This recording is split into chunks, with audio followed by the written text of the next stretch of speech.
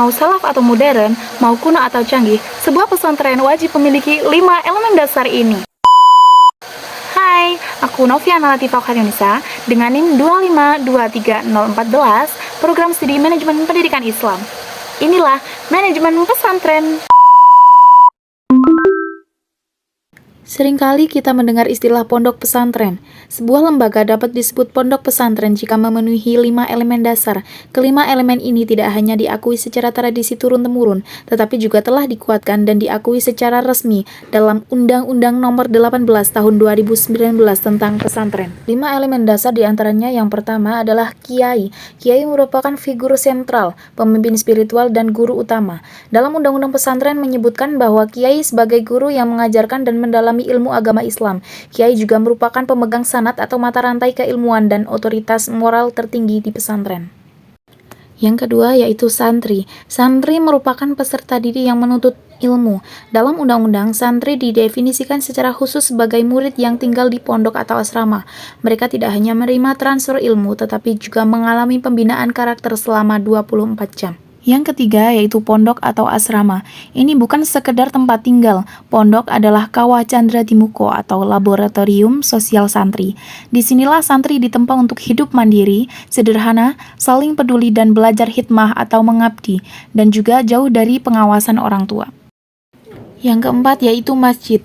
Masjid merupakan jantung pesantren sebagai pusat peribadatan dan sekaligus sebagai pusat taklim atau proses belajar mengajar utama seperti metode Bandungan atau Sorogan. Yang terakhir yaitu pengajaran kitab Islam klasik atau kitab kuning. Ini merupakan kurikulum inti yang menjadi ciri khas pesantren. Undang-Undang Pesantren secara eksplisit menyebutkan pengajian kitab kuning sebagai elemen yang menjadi orisinilitas dan keberlanjutan tradisi keilmuan Islam. Kelima elemen dasar kemudian bersinergi untuk menjalankan 3 fungsi utama pesantren yang diamanatkan oleh undang-undang. 3 fungsi diantaranya adalah yang pertama fungsi pendidikan, yaitu mencetak kader ulama dan profesional yang paham agama. Kedua, fungsi dakwah, yaitu menyiarkan ajaran Islam yang rahmatan lil alamin di tengah masyarakat. Yang ketiga, fungsi pemberdayaan masyarakat, yaitu mendorong kemandirian ekonomi sosial dan partisipasi masyarakat dalam pembangunan. Jika 5 elemen tadi adalah tubuh dan 3 fungsi adalah tugasnya, maka pesantren juga memiliki ruh atau jiwa. Yang pertama, jiwa keikhlasan, yaitu ikhlas dalam mengajar, ikhlas dalam belajar semata-mata karena Allah. Yang kedua, jiwa kesederhanaan, yaitu pola hidup apa adanya, tidak bermewah-mewahan dan fokus pada substansi. Yang ketiga, jiwa kemandirian, yaitu berdikari, tidak bergantung pada orang lain dan mentalitas usaha. Yang keempat, jiwa ukhuwah Islamiyah, yaitu rasa persaudaraan yang sangat kuat antar sesama santri ataupun dengan kiai. Yang terakhir, jiwa kebebasan yang terpimpin, yaitu bebas menentukan masa depan namun tetap dalam bimbingan kiai dan koridor syariat.